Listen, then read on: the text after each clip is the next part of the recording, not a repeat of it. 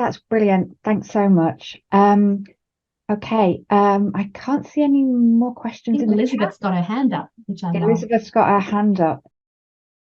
Firstly, Miranda, thank you. This has been a really helpful presentation. Thanks. So I have to say that the introduction of these tables leaves me feeling somewhat anxious. And the reason for that is that I joined Cochrane over 27 years ago. And at that stage, the characteristics of included studies table was a table much in the format you've been presenting today.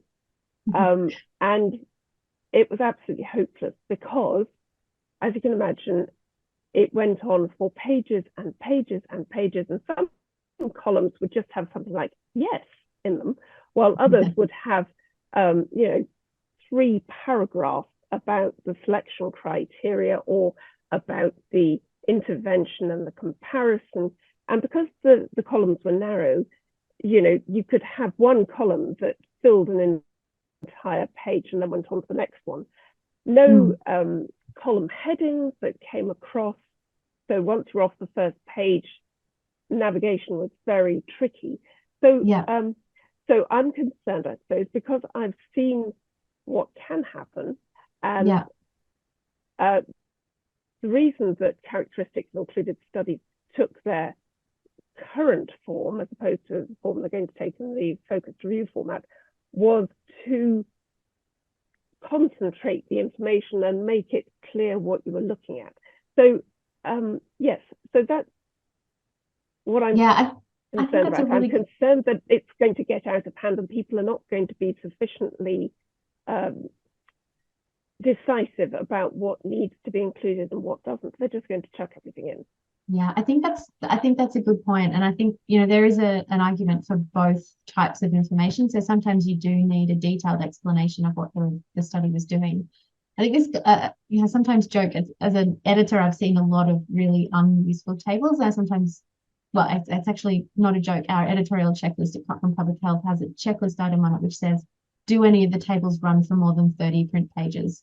As a red flag, perhaps you might need to adjust your tables. So I think, it really does give us an opportunity to try and do something useful and succinct. And if the table is not doing that, if it doesn't work as a reference guide, if it doesn't help you refer to the groups of studies that are discussed in the results and help you see those characteristics at a glance, then it's probably not meeting its purpose. And so it's something that obviously is up to the authors to really think about why they're doing the tables in particular ways, and something that as editors we can keep an eye out as well and say, we can feedback and say, this table is not helping me deal with this information. So that's partly why there's no one perfect way to do it, is because you just need to do whatever's useful for the review particularly. Thanks, Miranda. Okay, so a couple of things. I note that that Sean Gardner, who is the RevMam product owner, is on this presentation. So, Sean, sorry to pick on you, but if I could come to you in a couple of minutes, because we've had some questions about RevMam web functionality. But in the meantime, Ella has got her hand raised. So, Dario, again, sorry, please, could you unmute Ella? I can do it myself. Thanks, Rachel. Thanks, Miranda. I just wanted to also just add on to what Miranda said about Elizabeth's comments, because I think they're really important ones. Elizabeth, I'd be really, so just for anyone on this call, I was involved in I was co-leading the project to introduce the focused review format. So having these tables should be included in these reviews was part of what we launched, what I launched.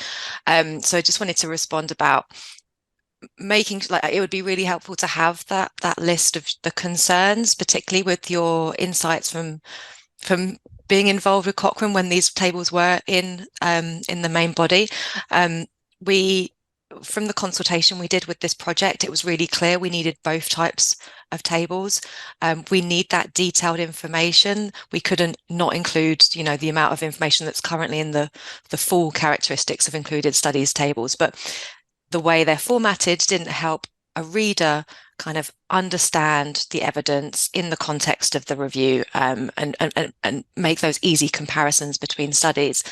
So we are, they are new, so we will be on a learning curve, working really closely with the central editorial service to make sure, that they feel empowered and they know what kind of things should or could be in those tables, so that they're providing good feedback to authors at that editorial stage as well.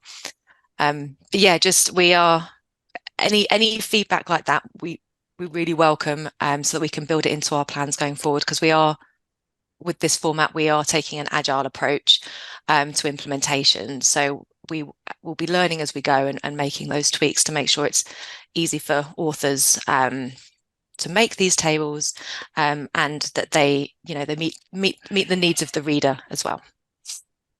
Brilliant. Thanks, Hella. Thanks. That's really helpful. Thank you. Okay, Sean, if you could unmute yourself. We've had a question about creating tables with colours in RevMan. Just wondered, if you had any insights from a product development point of view.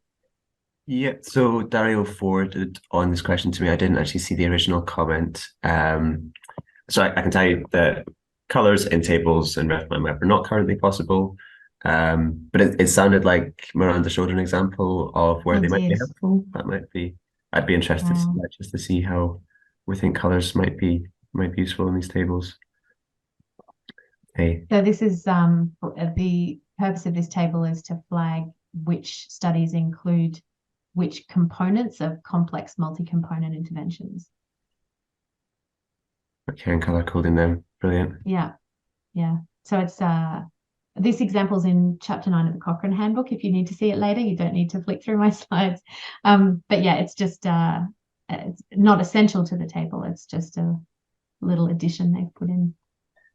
Yeah, definitely. That's something we could definitely consider for RefMan, adding the ability to add colors to the cells.